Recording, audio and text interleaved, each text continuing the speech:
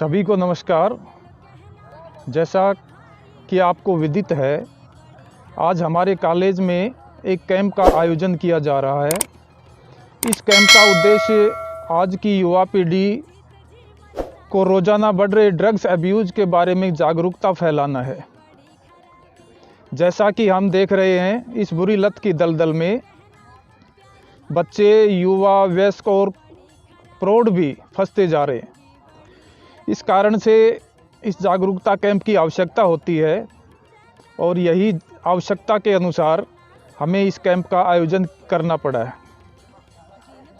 नशा हमें शारीरिक, मानसिक, सामाजिक रूप से किस प्रकार खोखला करता जा रहा है, इस विषय में विस्तार से चर्चा करने के लिए आज हमारे बीच डॉक्टर हिमांशु आए हुए हैं। तो मैं डॉक्टर हिमांशु जी को मंच पर आमंत्रित करूंगा कि वो आएँ मंच पर और इस विषय पर विस्तार से चर्चा करें। धन्यवाद।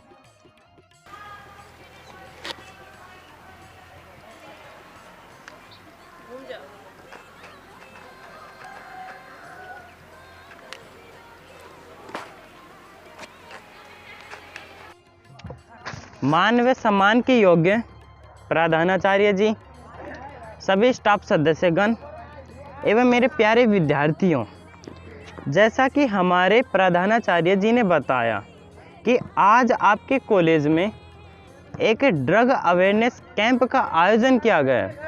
पहली तो बात मैं आपसे ये करना चाहता हूँ कि इस ड्रग अवेयरनेस कैंप की ज़रूरत ही क्यों पड़ी। जैसा कि आप सब जानते हैं, हमारे भारत में दिन प्रतिदिन ड्रग्स के केसेस बढ़ते जा रहे हैं। ऐसा क्यों? ऐसा इसलिए क्योंकि मनुष्य अपनी तनाव, चिंता जैसी मानसिक समस्याओं से छुटकारा पाने के लिए ड्रग्स का सहारा लेता है। और अगर ड्रग्स की हमें अगर लत पड़ गई तो वह बहुत ही बुरी होती है। ड्रग्स की लत डायरेक्ट हमारे दिमाग पर प्रभाव डालती है। लत चाहे किसी की हो, चाहे वो नशे की हो, चाहे किसी और की, वह हानिकारक ही होती है। नशे की लत एक क्रोनिकल डिजीज़ है और बार बार लौटने वाली बीमारी है। अगर मनुष्य एक बार नशे को छोड़ भी देता है तो कुछ समय पश्चात वह दोबारा मनुष्य के दिमाग पर हावी हो जाती है। मनुष्य का दिमाग मनुष्य के शरीर पर कुछ ऐसे आफ्टर इफेक्ट डालता है जो मनुष्य को दोबारा ड्रग लेने पर मजबूर कर देता है। आइए इसी प्रकार का एक उदाहरण मैं आपके सामने रखता हूँ। मैं आपको मेरे मित्र भूपेश की कहानी बताता हूँ, जिसका सपना वेट लिफ्टिंग में इंडिया को गोल्ड मेडल दिलाना था, लेकिन उसका सपना सपना ही रह गया।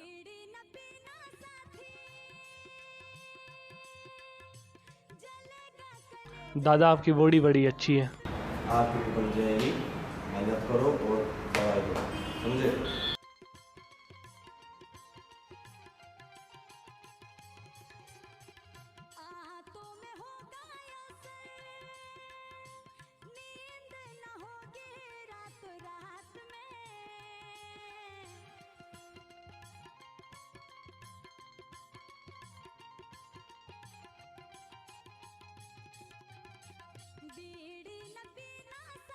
और भाई क्यों उदास बैठे हैं? यार, मेरे जिम ट्रेनर ने ऐसे बोला, बॉडी शॉडी ऐसे नहीं बनती, उसके लिए दवाइयाँ लेनी पड़ती है। टेंशन मत कर, तेरा भाई दिलाएगा तेरे को दवाई। ठीक है फिर। चल ठीक है। तो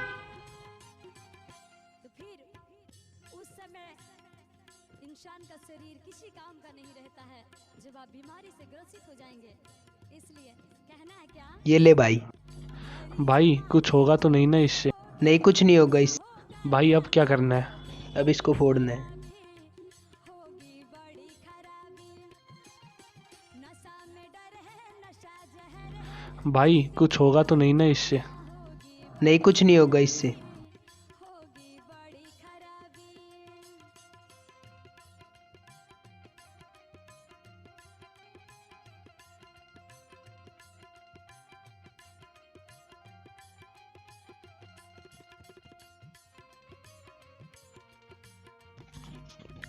इस प्रकार होती है मेरे मित्र के जीवन की बर्बादी की शुरुआत, और वह इस बर्बादी के जाल में फंसता ही चला जाता है।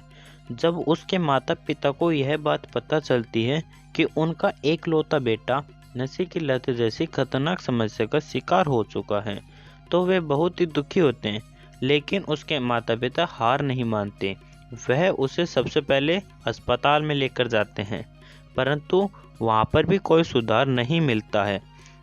उसके पश्चात वह नशा मुक्ति केंद्र में लेकर जाते हैं, जहाँ पर उन्हें कुछ सुधार मिलता है और 6 महीने के बाद भूपेश घर आ जाता है। तो आइए एक नशा मुक्ति केंद्र के डॉक्टर श्री RS रंगा जी से नशा मुक्ति के आंकड़ों के बारे में पता लगाते हैं। हरियाणा राज्य बाल कल्याण परिषद जिला शाखा नारनौल द्वारा निजामपुर रोड शांति हॉस्पिटल के सामने 15 बेड का एक नशा मुक्ति एवं पुनर्वास केंद्र चलाया जा रहा है। यह केंद्र 1995 से लगातार कार्यरत है। इसमें नशे से पीड़ित लोगों को दाखिल करके इलाज दूर करने का प्रयास किया जा रहा है। धन्यवाद। तो हमने अपने नशा मुक्ति केंद्र के डॉक्टर से जाना कि वे अपने समाज में ड्रग डी एडिक्शन को कैसे रोकते हैं।